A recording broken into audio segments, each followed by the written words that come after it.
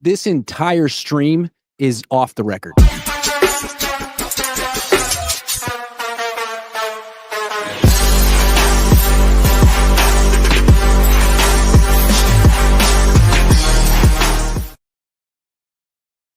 What's up? Welcome to the Best 49ers show. I'm Grant Cohn. That's Ryan G. Hensley. He's in his amazing home studio. I'm at the Breakers in Palm Beach, Florida, where the NFL annual meeting is. And I want to say before we start, no recording. You can make audio recordings of this, but you can't post it afterward. You can listen to us, but you can only tell your friends about what you heard. You can't actually record it. This is highly sensitive information. This is some serious intel. Ryan, how are you? I'm good, man. Not as good as you. You look like you're in an amazing place back there. It's got to be one of the prettiest places I've ever been. It's about 80 degrees and humid, which I'm not complaining in mid-March. It's nice. I see the fountain.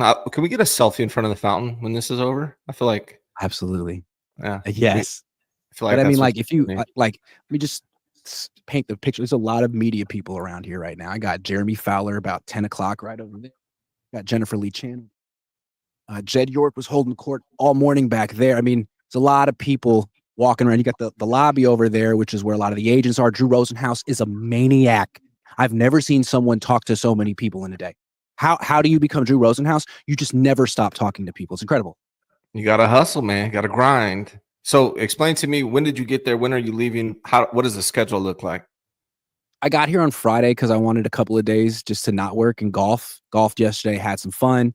Now it's today, tomorrow. Tomorrow's Kyle, 7 in the morning. And Jed after that.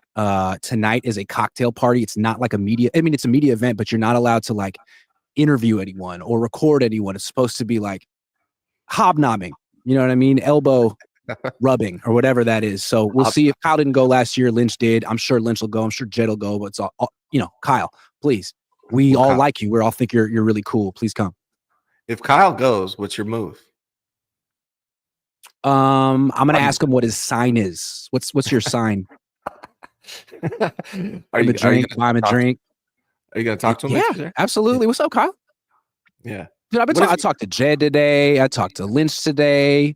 Talking to everyone, man. You gotta, yeah. You guys could become best friends tonight. That's a possibility. I'm hoping. This is how I set up my friendships. I just bully someone for 7 or 8 years, and then at the end of that, we become best friends. Maybe ask him to golf. Yeah, I'm sure he doesn't. You think Kyle can golf? I bet he can't. I don't know. I bet it matters. You're a great golfer. People don't know that about you. We golfed together one time. I'm not a great golfer, but we put on a clinic. Okay, we'll go with that. Man. What were you able to ask John Lynch about, or what was the media able to ask John Lynch about? What were the main things that you guys got? Okay, so like the main topics were Greenlaw, Purdy, Aiyuk, Juszczyk, the offensive line, the outlook for 2025. I mean, I could answer any questions you'd have about, the cash spending, whatever you want. I could tell you my impression, and we can discuss it. Yeah, why don't we go one at a time if that's right? Let's talk. We want to start with Greenlaw. You start with Greenlaw, absolutely. So, what was your impression of have you read what he said about Greenlaw? What's your impression about what happened before I get into what was said today? It feels like a lot of spin going on here, right? Like explaining what happened after the fact. Greenlaw's father came out and said, you can't be you can't be Michael Jordan. You're going to be Scottie Pippen if you stay on the Niners or something like that. That he wanted to be MLB, and that's what a lot of people are running with. What's weird about it, though, the Niners are saying something different, and then I think what actually happened is completely different. But what did John Lynch say in regards to Greenlaw? He basically said that the 49ers had to make a difficult decision based on Greenlaw's health. And he's like, look, the Bucs got rid of me. They thought that I was damaged goods, essentially. They were done with me. Broncos took a chance, but they didn't know me as well. And I think he used that parallel for a reason. I think he's essentially saying, like, we don't think Dre Greenlaw can stay healthy consistently anymore. And we'll see if they're right or not. And I'm not sure that that's necessarily the only reason that Greenlaw's not here. But that's essentially what he said, is like, we're not betting on him to be durable anymore. Okay, so here's my problem with that being said. Was it not reported that they flew out to go see Dre Greenlaw and try to talk him into staying with the 49ers and not go with the Broncos? That was reported, yes. So you're concerned about his injury, and that's why he's gone. But you flew out to him, beat the offer the Broncos gave him, but you're concerned about his injury, and that's not why he's not with you? No, here's my impression of why he's not with the 49ers. He's not with the 49ers because the 49ers tried to lowball the guy, and he got better offers. They wanted him.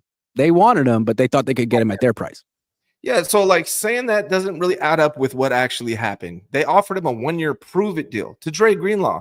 He's already proven it, in my eyes, that he's a great linebacker. And if he stays healthy, I imagine he's going to do really well.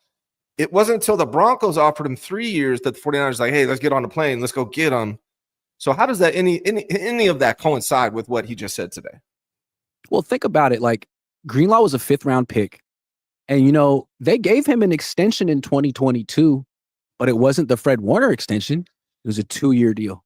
So they already gave him essentially a prove-it deal. And he was great. And, I don't think people realize it, but I think it's highly likely that Greenlaw and the 49ers were in discussions for an extension during the 2023 season before he injured his Achilles. Because 2024, he was going into a lame duck year, a contract year. And as we've seen, most of the great players on the 49ers get extensions before they hit that last season. So I think it's reasonable to assume that Greenlaw and his camp were in discussions with the 49ers on a deal that would make him very highly paid. I mean, at the time in 2023, he was looked at as like 1B, not Scotty to Fred Warner's M, much more like Navarro Bowman to Fred Warner's Patrick Willis. And I think that the Niners valued him at that level. He was like 26 years old. I wouldn't be surprised if they were talking about, 4-year deal, 5-year deal, huge guarantees, like legit Fred, $15 million a year, 20 big numbers. And then he got hurt. And then it seemed like the offer became, I don't know, prove it 1 year, 2. I don't know what it was, but it seems pretty clear that Greenlaw was offended and that Greenlaw ultimately said, I don't want to be here anymore. I think that's the story. It's not that the Niners were like, well, we don't know if he's going to stay healthy. I think that's sort of the explanation after they got dumped. Yeah, that's what's bothersome about it. It was reported that they offered him a 1-year, $10 million prove-it deal. And then also, his father spoke about him wanting to be the guy, which is fine. And that may be 100% true. But if you're the 49ers and you want to overcome that desire of Dre Greenlaw, what you do is not lowball and insult the guy by saying we want to give you a 1-year prove-it deal.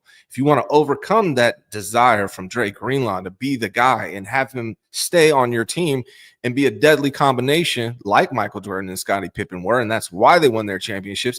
If that's what you want to achieve, you don't BS him in the beginning and disrespect him with that initial offer. And to come out and say, hey, we didn't, we're concerned about his injury, that's why he's not here, is absolute BS, because you and Kyle hopped on the plane, flew out and tried to talk him into staying with the team, and you beat the Broncos offer. So I think a little bit of him wanting to be the guy, and also they handled it wrong. They handled it incorrectly. I don't like how it's being framed as like Greenlaw didn't want to share the spotlight with Fred Warner. It makes Greenlaw seem really selfish and narcissistic. And from what I understand, Greenlaw and Fred Warner are great friends. Right. I'd like to know what Warner thinks about Greenlaw not being on the team anymore. I would imagine that Warner's not happy about Green. I mean, he was campaigning for him all season. How does Warner feel about Greenlaw being gone? How does Diamador Lenore feel about Greenlaw being gone? How does Nick Bosa feel about Greenlaw being gone? Bosa said on the record. What about Robert Saleh? Bosa said on the record that Greenlaw's his favorite player, his favorite teammate he's ever had. Said it was serious. Okay, so I think it's very controversial that Greenlaw's not on the team anymore. I think the fact that Lynch and Kyle went at the last minute to his house to try to bring him back shows how important it was for them to be seen as doing everything in their power to bring him back, because Lynch called him today a needle mover, which he is. Very few players move the needle in the NFL. Greenlaw is one of them. And Kyle Juszczyk is not. Kyle Juszczyk is not a needle mover, and yet he's the one who came back. And I think we need to talk about Juszczyk coming back, because this, I think, gets to the crux of maybe deeper issues with the 49ers. It's not just an injury here or injury there. It's that when Greenlaw leaves, we don't see anything from Juszczyk or Kittle on social media or their wives being like, this is awful. Greenlaw's one of us. Greenlaw's in our family. Greenlaw needs to be here. But when Juszczyk gets released, the Kittles go online. Oh, I'm heartbroken. How could this be? And then they come back. So it's like, it seems like there are, I don't know, factions on the team and cliques on the team and certain players with more power and say than others. And Kittle's probably the most powerful player on the team. We know who his friends are. Kyle Juszczyk, who shouldn't be on the team. Trent Taylor, who shouldn't be on the team, but he's on the practice squad for some freaking reason. And if you're in with Kittle, you're in. But if you're in with Fred Warner or Nick Bosa, that doesn't necessarily mean anything. So it seems like there's an offense, there's a defense, there's this group, there's that group. Then there's Trent Williams, who just comes and goes as he freaking pleases. I mean, it's like some people have rules, some people don't. Some people are held accountable, some people aren't. And I just think it's interesting. Like all these players on defense who've had to leave, Jimmy Ward, Travarius Ward, Talanoa Hufanga, all these guys have to go. But the offense, the wide receivers, the fullback, I mean, they're mainstays. I wonder how Fred Warner feels about all of this. Because to me, he's the leader of the team. But is he? Not treated like it. There seems to be tiers of influence within the 49ers organization. If you're on that, and it seems like the offense holds the most weight, which is coincidental to Kyle Shanahan being the offense coordinator, probably has really good relationships with those guys, closer with those guys. But like you said, it's the George Kittles, the Kyle Juszczyks, the Debos, the Trent Williams that seem to kind of go and come as they please and run things as they please. Maybe not Kyle, but Kyle Juszczyk. Maybe not him, or Juszczyk, to say his name properly. But like, it seems like it's that offensive side of the ball.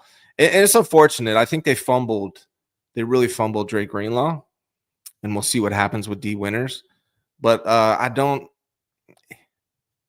it's just a weird offseason, the way they're approaching it, deciding to cut spending on certain directions and pay certain players, and especially during the Super Bowl. This is what's weird about it to me. So like they'll cut Juszczyk. They'll be like, hey, man, we just don't think you're worth it, man. There's no market for you. And Juszczyk's like, yeah, there is. And then I was like, okay, prove it. And Juszczyk's like, okay, Pittsburgh wants to sign me. And then I was like, oh, okay. All right, we'll sign you then. You got it. And they did the same thing with Greenlaw. They're like, we just don't think there's a market for you. And Greenlaw's like, Denver's going to give me a 3-year deal. And I was like, oh, snap. That's surprising. We'll give you a 3-year deal. Same thing with Hufanga. It's like, we don't think there's a market for you. Psych. The Denver Broncos think I'm worth $30 million guaranteed. And I was like, wow, we didn't see that coming whatsoever. I mean, it just seems a little strange. And I think the thing about this too is like, you bring back Juszczyk, you let all these players on defense go. And the reason you let them go is because you don't have the money. Like, you obviously have the money. You obviously have the money. You're one of the richest teams in professional sports. Like, you're just choosing not to spend on certain parts of the team for arbitrary reasons. And it's like, I understand you want to get younger, but you brought back Juszczyk. Trent Taylor is still on the team. Come on, man. There's got to be like some equity.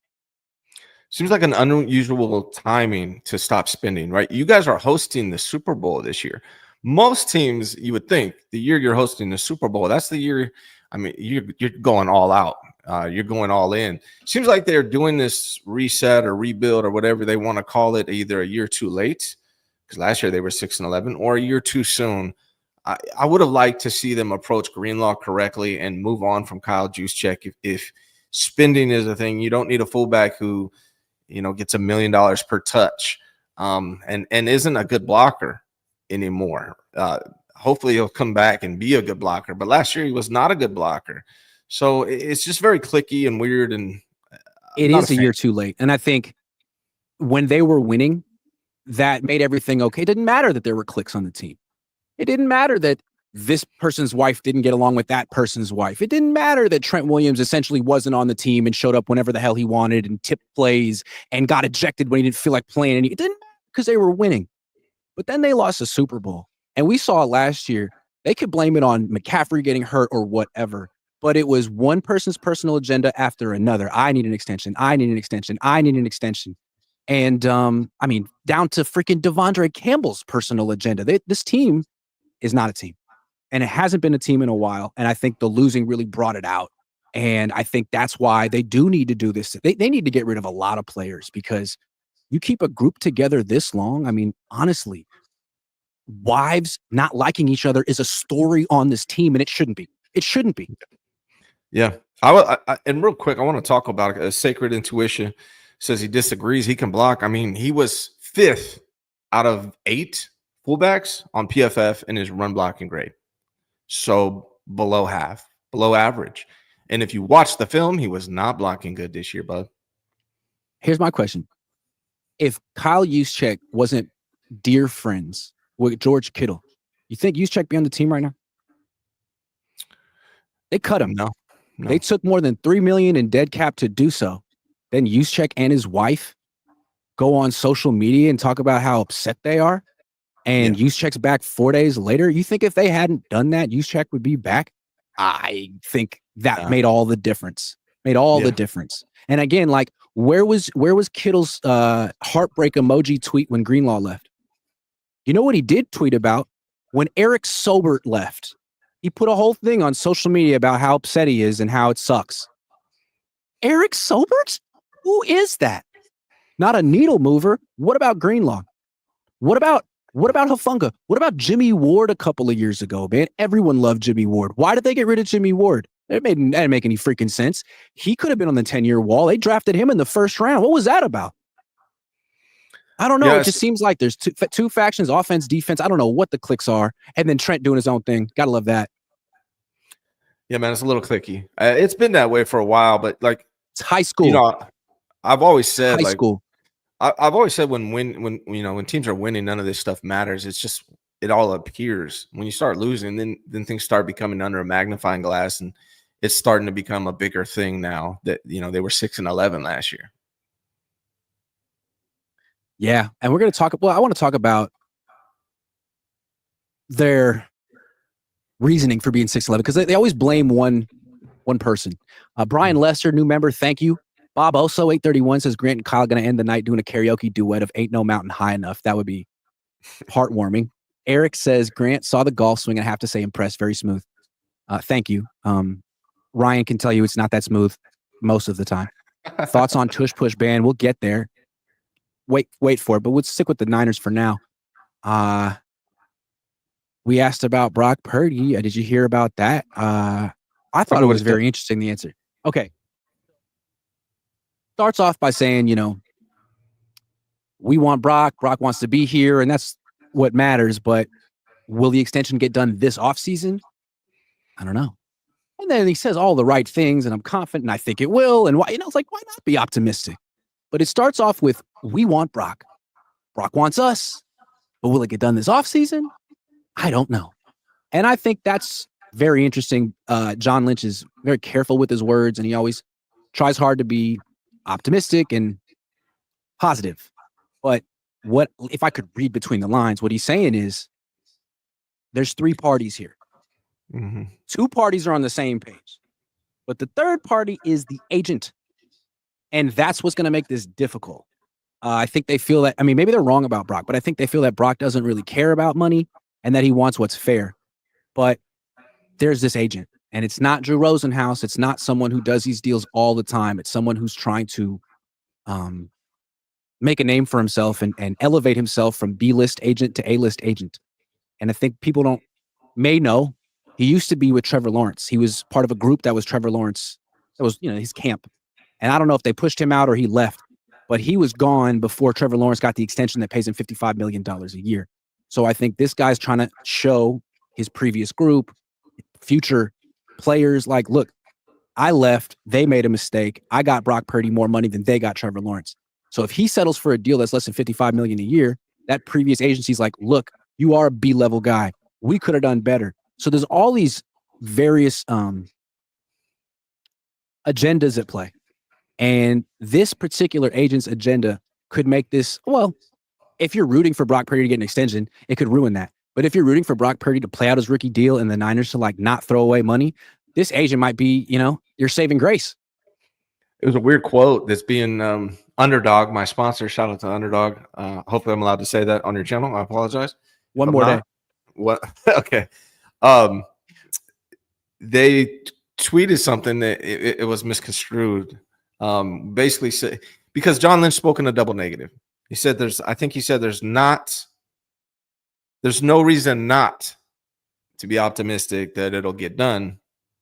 But what that does is that opens up the window that it's a chance it doesn't get done, which I find really interesting. And here's the thing. If they thought Brock Purdy was the next Steve Young, the next Joe Montana, the next great 49ers quarterback, I don't think we would be going through this process right now. I think the wording would be, it's going to get done. We are going to make sure it happens. It will 100% get done. That's how the wording will be. And they wouldn't be lowballing them and trying to see what they can get them for. And so that does say something. They like Brock Purdy. That's not what I'm saying. They do like Brock Purdy. But do they believe that he is a top 5 quarterback? I don't think that that's the case. Also, let's think of it from a pragmatic perspective too. This agent, he hasn't done this before. Is he going to be professional? Go back to the Bosa extension. Bosa has some of the top agents in football. I mean, they're well-versed in representing a player of his caliber. I don't think there was a whole lot of discussion between them and the Niners. I think it was essentially, this is what we want. And the Niners took a long time to give it up. But I don't think there was a whole lot of discussion. I think Bosa and his camp were like, let us know when you're ready. We'll be over here working out. They all knew it was going to happen. About. Everyone, they all said it was going to talk about. There was no hesitation. Yeah. There was no doubt whether it was going to happen or not. It was 100% going to happen. Yeah. Right. But it took a long time, and the Niners and Bosa didn't have a falling out about it as far as we know. But then the next year, Aiyuk was up. And Aiyuk doesn't have agents like Nick Bosa. Aiyuk wasn't the second pick in the draft. Aiyuk went to community college. And so I'm sure he's a good agent, but when it's time to negotiate $30 million a year, that seemed like not only his agent, but Aiyuk as well weren't quite as ready, because the Niners have even called into question his professional etiquette during the negotiation. And Aiyuk even came out after, was like, you know what? Maybe I said some things, you know what I'm saying? It sounded like it was the kind of thing where maybe both sides said some things they regret. Whereas I don't know if it went there with Nick Bosa. And now you got Purdy, who's got more of a lightweight of an agent than Aiyuk had. And if he's going to be over here being like, we deserve $60 million a year, the Niners could laugh in his freaking face. And I think today when Lynch said that thing about, I don't know if it's get done this offseason, that's him talking to the agent dude, we don't take you seriously. We don't. You're a freaking lightweight. What are you going to do about it? So that's the way I interpret it. Maybe I'm wrong. Maybe I'm predisposed to see drama where it's not. Let me ask you this. As an old expression I used to use back in the day, it feels like Aiyuk and Kyle Shanahan kind of blew up the spot. Here's what I mean by that. If Brandon Aiyuk if Kyle Shanahan didn't rush up and stop them from trading Brandon Aiyuk to the Pittsburgh Steelers and get them to pay the guy $30 million per year, would we be going through what we're going through right now? Or would they be a lot more lenient with their contracts? That's a great point, too. It's but hold on. Look at it from the player's perspective, right? Fred Warner, Nick Bosa, Diamador Lenore, players on this defense that's getting gutted. And you're like, okay, you're trying to tell me you couldn't afford Dre Greenlaw? That's our brother. And he's one of our best players. You couldn't afford Dre Greenlaw? Yes, you can. You can afford all these players on offense. I mean, you spend a lot of money on all kind of, you cry poor when it suits you, but you're not poor. You're a very wealthy franchise. I think that's got to be rubbing players the wrong way. I feel like behind closed doors, Fred Warner's they messed around with my guy, Dre Greenlaw. I can't believe they messed around with my boy, Dre Greenlaw, and then just pay him from the jump. I need Dre Greenlaw. I need Dre Greenlaw. He makes me better. Yep. Yeah. You know what I mean? Yeah. And I think, and I honestly think it goes back to this Brandon Aiyuk kind of blew up the spot. It was a bad contract. They didn't benefit from that. That was the point I wanted to make.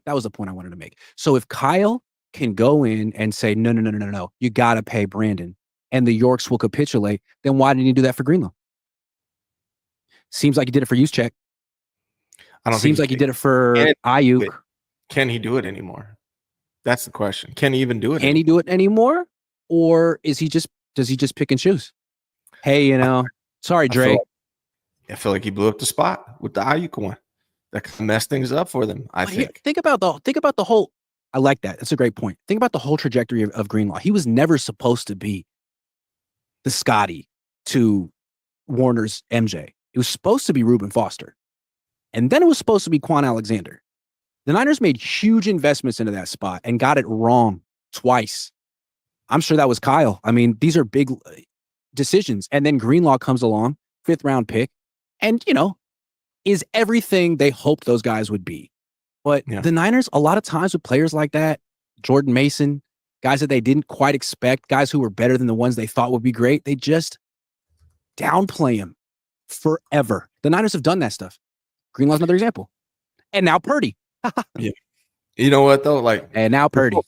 This whole Jordan and Scotty thing, I think it's more like Stockton and Malone, right? Good players didn't win a championship. So maybe we should back off the MJ, right? In comparison to Fred Warner, although I like Fred Warner, but no chips. No chips. No, I think this is instructive. Like, if Kyle goes to the owners and says, look, Brock's the one. It's the best quarterback I've ever seen. You got to pay him. They might do it. I don't know. Maybe they've changed how they feel about Kyle and his suggestions. Maybe they have. But in the past, they've essentially capitulated at the last minute. Will he do that for Brock? Will he? And if he doesn't, man, Brock, you might be left out in the cold this year. I don't know that Kyle will. I think honestly, Kyle likes Mac Jones. What they're doing with Brock, this is what I've been saying they should do with Brock. They should play hardball with Brock Purdy. They have all the leverage. I mean, Brock does deserve to get paid to some degree for what he's done, but this is business. It's cutthroat. It's unfair. That's how it goes down in sports. And the reality is the 49ers have all the leverage with Brock Purdy. They can offer him $45 million, stick to it. Sounds like that's what was offered to him. They could stick to it and say, sign it or not. It's up to you. His only option is hold out, let Mac Jones possibly take his job. And I'm not saying that's going to happen necessarily, but it's a possibility. Or play on $5 million. You could possibly get hurt. And then you never get an opportunity to sign a $100 million contract. The 49ers have all the leverage, and I think they know that now. And I feel like the Greenlaw and Purdy are similar in the sense that's like later round picks who weren't expected to be mainstays, but became needle movers. But I think there's a lingering thought in the back of the Niners' head that they created these guys. And they can find other diamonds in the rough at these positions and do it again. If they did it once, they could do it twice.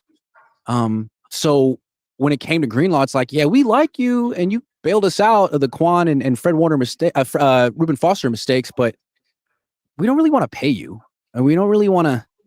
We like you, and we don't want your teammates to know how we feel. We don't want the fans to know how we feel. So we want to like cover our rear ends and make it seem like we're doing everything we can to keep you. And then when you leave, we're going to blame you and say that we actually made a better offer. But it's like, are you that eager? Is Kyle going to do the thing he did with Brandon Aiyuk? Is he going to do that for Brock? I don't know, because all I know is that Kyle's a wide receiver at heart. And I think he places wide receivers above other positions. He lets them get away with more stuff. And I wonder, I've always felt that he thinks he creates the quarterbacks. And that, yes, you need them and they're important. And Brock's great because he's coachable and knows the system. But ultimately, it's Kyle and the weapons. And this quarterback better be freaking grateful. Ultimately, I think they work something out with Brock Purdy, and he probably gets $50 million, something like that. I think it happens. This is part of the negotiation process, but the 49ers do have all the leverage, and they don't need to pay Brock if they don't want to pay Brock. And I think Brock's camp probably realizes that, so they're in a sticky situation where they're trying to get the most that they possibly can, but they also understand they don't really have that much leverage in this situation. I think it's fair to assume that the Niners' initial offer is somewhere around 40, and the Brock's camp's initial ask is somewhere around 60. So I think it's fair to take the leap that the middle point is 50. And I think the Niners probably would go there by the end of the offseason. But what's the complicating factor here is the agent. Because if we're right that the agent has his own agenda and needs to beat the Trevor Lawrence deal because he used to be part of that team, then 50 won't get it done. And I don't think the Niners are going to give Brock 56 just to appease his freaking agent.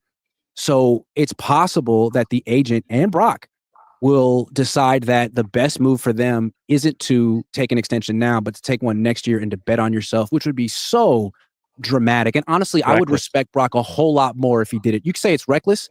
That's true. But if you really, I mean, Lamar did it. If you really think you're worth top of the line money and they're not giving it to you, go prove it. That's what sports is all about. I think Lamar, by that point when he did it, he already made a ton of money. I think he already won a Super Bowl. That's true. I mean, an MVP. Brock Purdy's net worth is $6 million, according to Google. Maybe it's more. I don't know. But to pass mostly because of Toyota. Right. Right. And you had a shoulder injury. You've had an elbow injury. You're one injury away from your career being over. And you're going to pass up an opportunity to secure $100 million for your family. I think at some point that's where the Niners are coming from. I think that's where the Niners are coming from. That's their leverage, right? And I think Brock has to take. I think Brock has to, and I think some point they got more leverage too. Was that? They got more leverage too. It's not just the fact that he's coming off a down season. It's the fact that he's had a lot of injuries. And they just essentially told Dre Greenlaw, look, we love you, dude, but we can't say with confidence that you're going to be durable. They could say the same thing to Brock. And that's why I think ultimately, regardless of what the agent wants to do, Brock and his camp will be like, dude, we're signing this. Stop messing around. We want to get to work here. We want $100 million guaranteed. We got that. They're probably going to get closer to like 140, 150 guaranteed, really, is what's going to end up happening, as I would assume. And I think Brock and his camp are going to jump all over that before they play on $5 million. In California, that's $2.8 million. That's nothing. You're not going to pass up $150 million to play on 2.8. I just don't see it. You might have to get a new agent. I don't know how it's going to go. We'll see. Alanta3 says this is the same franchise that brought in Steve Young and messed with Montana's mind, making 13 jump through hoops is child's play. It's kind of. Are you suggesting that bringing in Steve Young was a bad move? I think Montana's problem was his injuries. That's the big deal with, he had like a neck back issue, Montana, and that's why they were worried about, continuing with him. Making him jump through hoops. It's called professional sports. You have to compete and earn what you're going to get paid. And it's another thing. It's not about paying Brock for what he's done. It sucks that he did all that great stuff for essentially the NFL equivalent of nothing. That's terrible. And that's an issue with the collective bargaining agreement. And it sucks that college players can make more money than NFL players on their rookie deal. That does suck. But the Niners aren't paying him for that. It's tragedy. Toyota came through and bridged the gap a little bit. You're paying him for what you think he's going to do in the future. And there's every reason to be like, I don't know. He's coming off a down year. He's hurt his elbow. He's had a crazy surgery. He got hurt again twice last year. Like, I don't know. So the offer reflects that. And I think that's smart. Honestly, I think that's how the Niners should approach it. You should never pay. This is a business. Why would you pay more than you have to? And the Niners don't have to pay Brock Purdy $60 million. They don't. So they shouldn't. No. It's that simple. No, all they have to pay, they can have him for the next 3 years at literally 97 million and change. They can. And if Brock, threatens to hold his breath and stamp his feet, then he can do that. But there's nothing he can do. Yeah. He can be upset. The Niners can ruin the relationship, but okay, sorry. Yeah. You got to stop making decisions based on appeasing players. Now, here's the real deal, right? Like, if they thought Brock was a Lamar, Josh Allen, Patrick Mahomes, the Joe Burrow type of quarterback, what they would be doing right now is let's sign you up long-term, bud. Let's get you in a 8-year, 6-year guarantee, 10-year guarantee, lock him in now. while the salary cap is where it's at, because in 5 years from now, it's going to be a lot higher. They would be trying to do that. The fact that they're not trying to do that, or it's not been reported that they're trying to do that, and it's been reported they're trying to do something else, speaks volumes. Yeah, I agree. Todd Labor, hey Grant, what's the weather like in Cabo, St. Lucas, Mexico? Have you been? And Ryan, following the NCAA tournament, I like Auburn to beat Duke. I've never been. Sorry. What's up, Todd? Kyle can tell you, buddy. 4 number ones. Jewish guy says 4 number ones. Jewish guy says I love 85, but he has too much influence. Trade him. Silent says you versus Lombardi celeb boxing. Who wins? Probably me. I'm too pretty. Can't let someone like him win. I'm too pretty to lose. Spider 369 says I bet Mac Jones starts and BP gets injured. Okay. Brandon Aiyuk. We asked John Lynch today. I asked John Lynch today, is he going to be on the team? He's like, oh yeah. We're really committed to having Brandon on the team. He's doing great. Got a real good report from the doctor. I mean, what else is he supposed to say at this point, considering they tried to trade him and failed? What do you think of the latest on Brandon? It's really not the latest. It's just the latest spin, right? John Lynch is doing a good job of, that's his job. But to say that, like, hey, we wanted Brandon, we fully planned on Brandon being here. No, you guys tried to trade him. And like I've been telling everybody who's been watching my channel or your channel for months now, nobody wants to trade for that contract coming off of that injury. The guy wrecked his ACL and MCL. You're not going to pay him that much money coming off of that injury and give draft capital for it. It was never going to happen, in my opinion. And now that it's not happening and the Niners know it, they're spinning it. Yeah. And I think what's interesting about Brandon, I do think they listen to trade calls. I mean, he said they listen to trade calls. And I think beyond listening, I think they wanted to trade Brandon Aiyuk. Yeah. They didn't want to extend him. Kyle had to fight for it. And then I think the way the negotiation went, the way he acted after, the shorts thing, how he played, not the injury, but everything before then, I think the Niners felt that he derailed the season. Why did they go 6-11 last year? Yeah, McCaffrey got hurt and they had a lot of things. I think they felt that was like the original sin. And that was the thing that got everything off on a wrong foot. It made the training camp a sideshow. Now, it goes much deeper than just one person. But you know how the Niners like to scapegoat. And I think Aiyuk was that guy last year. It wasn't McCaffrey. They freaking love him. It wasn't Trent Williams. They freaking love him. He was Aiyuk. And I think this is, the fallout of that. Now, they can't trade him, and maybe they'll love him again in the future. I think Kyle does, but I don't know about the front office. It was the ugliest negotiation for sure. And that's what I'm saying earlier. It kind of blew up the spot. The way that it happened, how much they ended up paying, and what happened afterwards. Now, maybe Brandon Aiyuk will come back and it's like all this stuff that Parag says is BS. Like all that matters is, will Kyle pound the table for you? And he would for Aiyuk. And players know, so that's how this organization works. It just comes down to Kyle and how much he yells. Yeah, but I'm questioning whether that's true anymore or not. That's the one possible. That's the one thing I wonder if players know anymore. I wonder if they know. Maybe they don't know. Yeah. I think that's kind of the leashes. But if you were Dre Greenlaw, wouldn't you feel like, dude, don't come to my freaking house. Don't come to my freaking house, dude. Go to Jed. That's what you did with Brandon Aiyuk. You went to Jed. You didn't go to Brandon and tell him to be reasonable. Go away. You didn't go to Jed.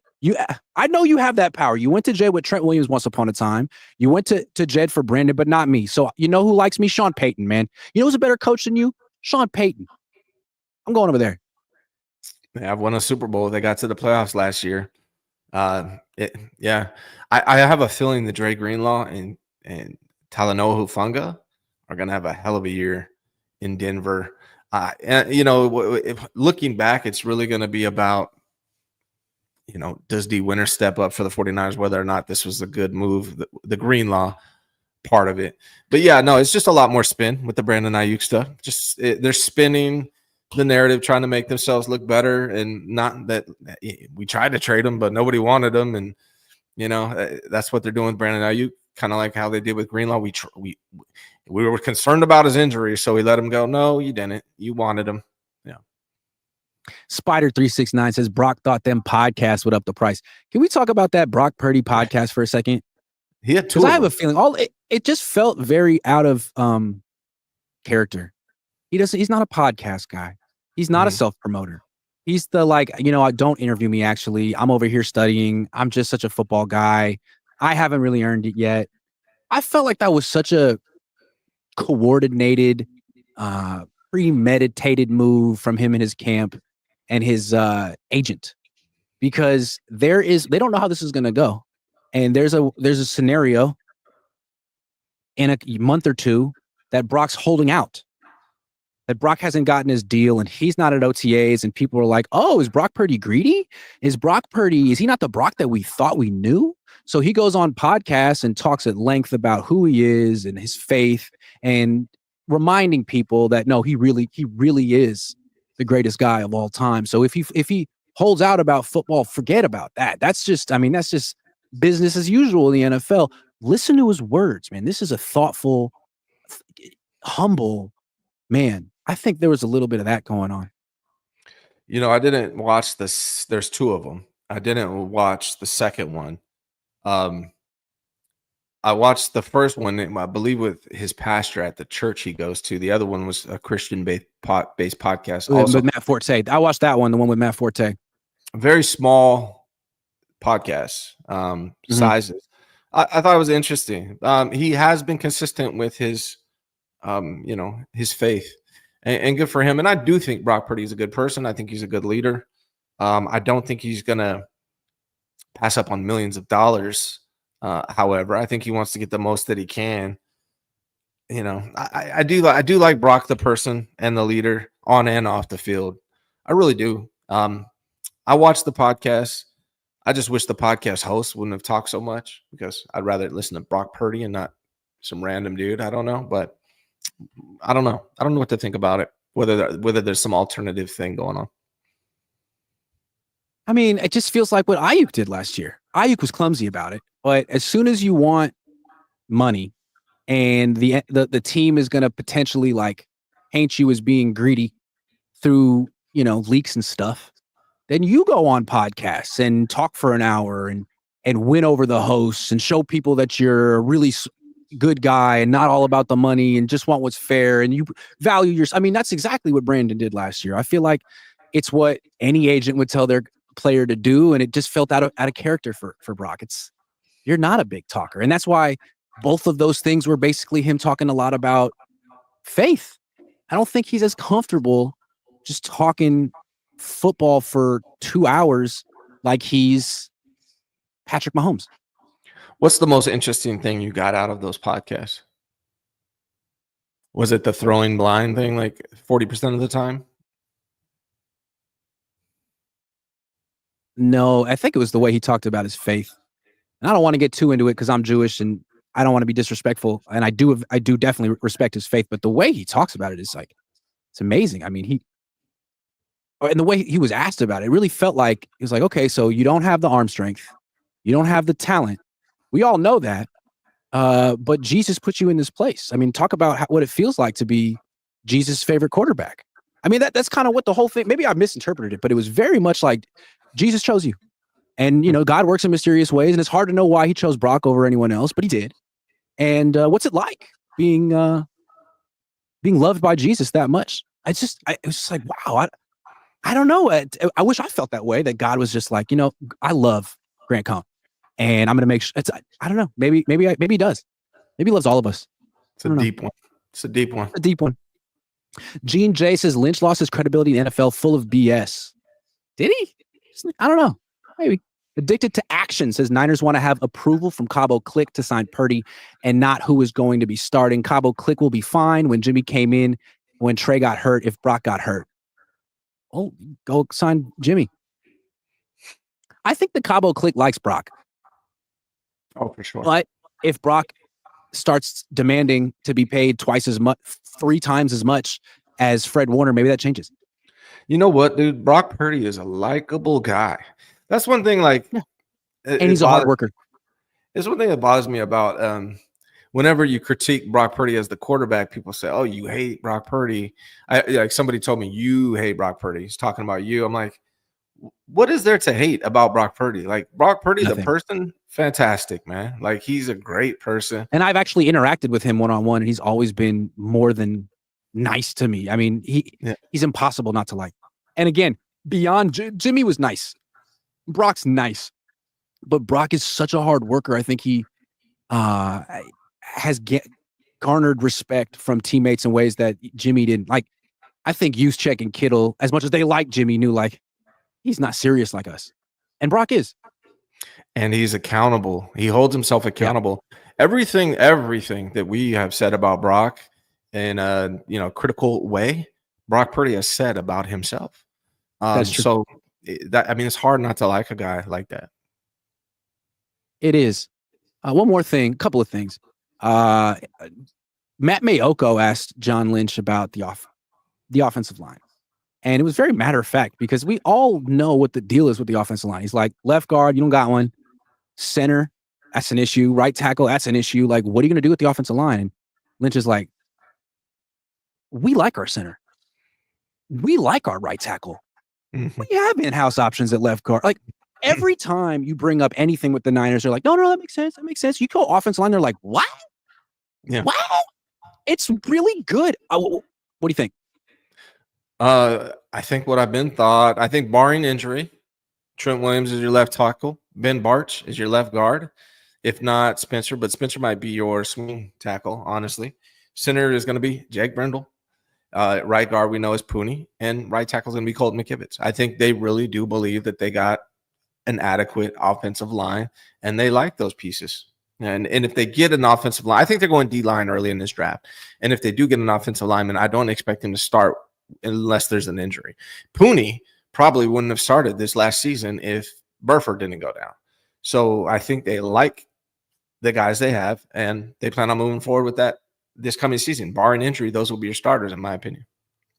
I don't understand why they like Colton McKivitz. I don't get it. And I think it was funny, like John Lynch was like, I mean, who knew that teams would value our swing tackle at $15 million a year? It's like, no, what the Chiefs are saying is that you were playing the wrong tackle at right tackle. The Chiefs wouldn't have given Colton McKivitz an offer. He's not good enough to play for them. They wanted Jalen Moore. They thought you were playing the wrong guy, and we'll see who's right. The Niners are going to get – here's the funny part about all of this is McKivitz is about to ball out next year. McKivitz is going to be gone because the Niners have started him consistently. He's going to get a huge offer. The Niners aren't going to match it, and they're going to be without McKivitz and possibly Trent Williams next season. So they got to find some guys that are going to replace him. But I believe this is McKivitz's last season on contract, and they're not going to be able to afford what he's going to get paid. The Niners will get your ass paid if you're a mid-right tackle. We'll see about that. I don't know. McGlinchey, yes. McKivitz, I'm a little skeptical, but I see what you're saying. Look what happened to Jalen Moore. That's true. Yeah. I just don't think anyone thinks I don't even think the Niners think Colton McKivitz is good. I think they like the idea of having a veteran right tackle for $7 million a year. They're paying him backup tight end money. I think they like that. Contract season. He's going to ball out, get paid. Watch. All right. So let's talk about the outlook for 2025. Lynch was asked straight up, like, if you're going to slash the cash spending, should fans and players in the team also adjust their expectations? Like, if you're spending less, are the expectations less? Last year, it was spend a lot because it's Super Bowl or bust. Now it's spend much less. So would that mean it's playoffs, hopefully? I mean, that's essentially what he asked. And, Lynch said a whole bunch of nothing. Sorry, John, but you didn't really answer the question. It seems to me what they want to say but can't say is that if Christian McCaffrey is healthy, they'll be cool. But if he's not, they're going to be bad again. Bad. Mm-hmm. I feel that's the only. Oh, that's it. If McCaffrey's good and healthy, they'll win 11 games, maybe 12. But if he's hurt again, 5-win team. 5-win team. Generally speaking, I agree. They do have an easy schedule. If Christian McCaffrey is healthy and the same guy he was in 2023, I can see them having a good season. But that's a big if for Christian McCaffrey coming off that injury. There's also another element to this. I think the 49ers, by my calculations, need at least 3 starters to come out of this draft. So they really have to nail this draft coming up in about 4 days from now. So that's another part of it. How do they do in this draft? What do they do at defense, on the defensive line, defensive tackle? The other part is D Winters. Without Greenlaw, D Winters is going to be extremely important for the success of the 49ers. Can Saleh bring out the best in D Winters?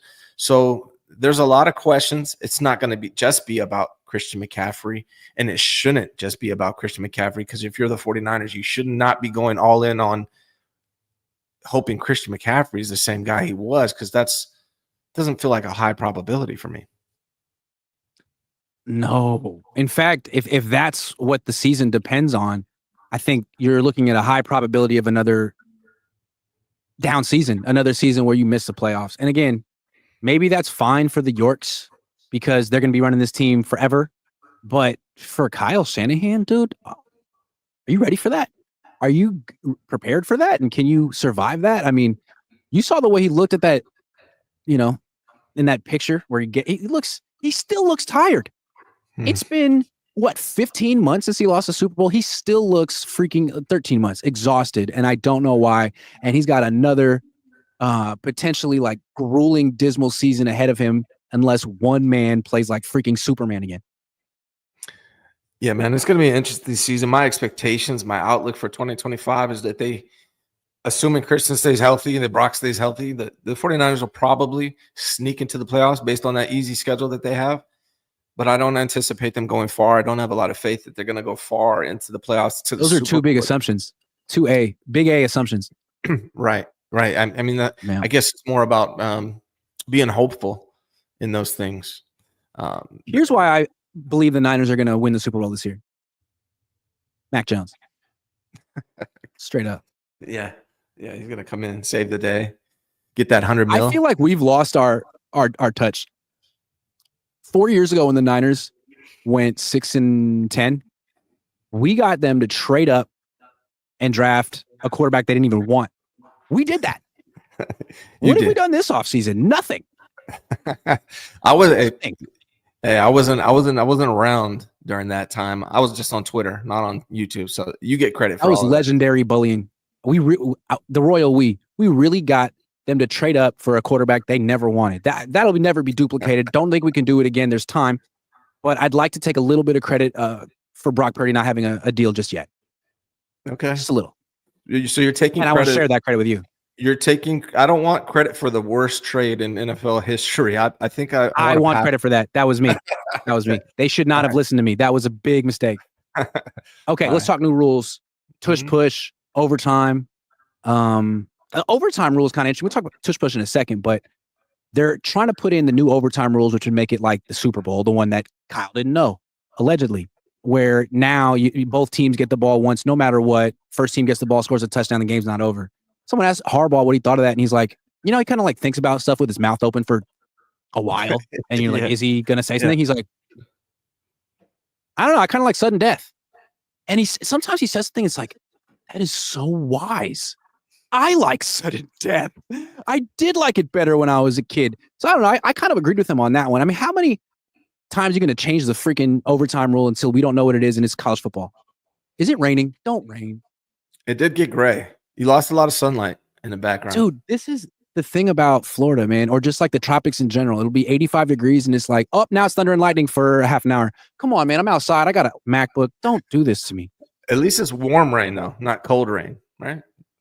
It's a beautiful feeling. In fact, the rain's nice because it's like you're a little muggy and it's like, give me that. Yeah. But not right now. Yeah, I love that about Hawaii. As far as the overtime rules, it sucks because it's a coin toss, the sudden death, right? And it's great when it's your team. It sucks when it's the other team wins the coin toss and then they go down, kick, and it's game over. Like, so I do like the adjustment they made. I don't really necessarily. They want to. So what they're proposing is giving both teams equal chances. Is what you're saying? Yeah. Yeah. I don't know. I don't like rule changes at all. I feel like you just start messing up the game, and I don't know it anymore. Now I feel old because I don't know the game I grew up with. Like the fact that every year offenses start a little closer to the end zone pisses me off. Like they're at the 30. Fuck that, dude. They should be at the 20. What is this? What is this shit? He's making it like putting it on rookie mode on Madden. When did 80 yards become too far? I don't like that shit at all. Yeah. I don't know. Well, the change that makes me laugh is dynamic kickoff. I hate that shit. Dynamic. Nothing dynamic about it. Nothing about it. What makes me laugh is the tush push. Seems like a bunch of loser ass teams. Like, I'm not an Eagles fan, but it seems like a bunch of loser ass teams trying to like crying because they can't beat the Eagles and they can't stop the tush push. They can't replicate and trying to invalidate their ring from this last year. Right, exactly. We'll put a little asterisk because this is banned now. It was a tush push. It was a tush push championship. And then couldn't do that anymore. What's worse about it is they're trying to say, oh, it's about player safety. Player safety. Who's ever gotten hurt playing that? That's why we need to do this for player safety. You don't give a damn about player safety. I mean, maybe you care. If you gave a damn about player safety, you wouldn't be simultaneously trying to push an 18th game through in the same owners meetings. Right. We care about player safety, so no tush push, but let's have another game. And that's in the same meeting. They do that in the same meeting with a straight face. Do you hear yourself talking? Like, that's hilarious. Yeah. I like the tush push because I like the idea of teams going for it on fourth down more frequently. When we were kids, teams were way too conservative for no reason. I think making it a 4-down game has made the NFL a better sport. I believe that. I mean, I don't even see what's wrong with it. The only thing that sucks is if it's the Eagles doing it against my Niners. That's when it sucks, but that's not fair. That's not sportsmanship. Like, what's wrong with it? They're just pushing forward. I don't see what's wrong with it. It's like, to me, it's very much like a quarterback sneak, but instead of like when you line up for a quarterback sneak, you're not saying we're sneaking it. There's still a little bit like we could do anything, and it's a sneak. But when it's a tush push, it's like no. We're doing this. He's gonna push. These two are gonna push this guy. Like, this is our play. You can't stop it. What's the difference? The Niners do quarterback sneaks all the time, multiple times a game. You can almost never stop it. They sometimes get 2-3 yards on the quarterback sneak. Should we outlaw that because it's freaking automatic? I don't understand. What I don't understand. And if you did take away the tush push, they'd just do the quarterback sneak, and they'd be nearly as automatic with that. So what's gonna change? Nothing. What I don't understand, why don't teams come out in like a spread offense and do a quarterback sneak? Like, they advertise, we're gonna do a quarterback sneak, like bring in everybody. Right. We're about, like, why do you always have to advertise it? I would like to see that wrinkle in the game from some team. But yeah, I mean, that way on 4th and 1, if you go spread and they light up the trenches, you can just get a touchdown. Guy wide open. Yeah. Touchdown. Yeah. Yeah. Works for me. Josh Wyatt says, I'm so over the Brock Purdy drama. What have they done to fix the run defense and the red zone offense? Do they even have a plan? Their plan is hopefully Brandon Aiyuk comes back healthy and Christian McCaffrey is healthy, because Christian McCaffrey was their main scorer of the touchdown, right? So I think that's their plan. I think that's what they like. Kyle kind of folded last year and talked about it. He said Brandon Aiyuk and Christian McCaffrey went down, like, he kind of just gave up on the season. And so their hope is that those guys come back healthy, and that will fix the issue. Spider 369 says Mac Jones is the leader of the Cabo clique. Not yet. Not yet. Yeah. All right. Well, I think it's going to start raining. I probably should get out of here, but this has been a hell of a stream. The best one of all time. Yeah. The best for the best show. We're kind of like Michael Jordan and Scottie Pippen of podcasters. Yeah, I'll be Scottie too. I feel like Scottie's one of the more underrated players in NBA history. Like, I love Scottie, man. I mean, if he hadn't played with Jordan, he would have went down as unquestionably one of the top 3 or 4 players of the 90s. But now he's looked at as a second banana. Like, when Jordan retired, that team won 55 games without him, with Scottie. Like, he's like the second best defensive player ever after Draymond. Like, come on. I think the analytics and statistics put me more in the Scottie zone, but if you want to say I'm Michael Jordan, I will 100% take that. Hell yeah, baby. Yeah. Well, thanks for watching, everyone. The cocktail party's tonight in like 4 hours. So stay tuned, see what happens. Kyle, you're cordially invited. I know you're here. See you there.